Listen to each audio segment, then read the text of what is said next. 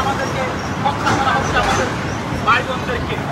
আপনারা জানেন গত 19 তারিখ যে রাতের অন্ধকারে 1971 সালের মতো হাইনাদের মতো করে কি করে আমাদের পাহাড়ি ভাইদেরকে গুলি করে হত্যা করা হয়েছিল খাগড়াছড়ির মধ্যে।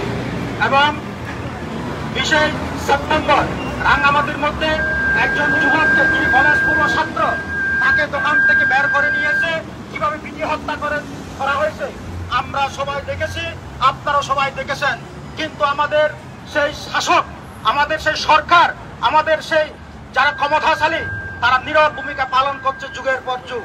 আমরা এখনো পর্যন্ত সরকারের কাছ থেকে কিংবা যে পুরো প্রশাসনের কাছ থেকে আমরা সংখ্যালঘুরা, পাহাড়িরা, সমতলে বৌদ্ধরা কখনো আমরা বিচার পাইনি, কখনো আমরা বিচার চাইতে পারিনি।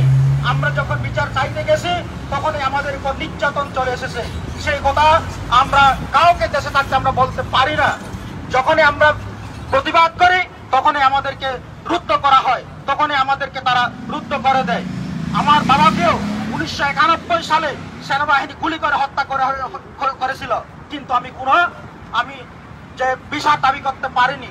আজকে প্রায় 30 বছর পরে আমি সেই বাবার হত্যার বিষয় আজকে আমি এখানে এই আমেরিকার মধ্যে দাঁড়িয়ে বাবার হত্যার আমি বিচার কামনা করছি। 1991 সালে আমার নিরীহ পিতাকে নৌকার মধ্যে বাংলাদেশ সেনাবাহিনী গুলি করে হত্যা করেছিল। সেই পিতার হত্যার বিচার আজকে আমি এখানে মানববন্ধনে দাঁড়িয়ে দাবি করছি বাংলাদেশ সরকারের কাছে।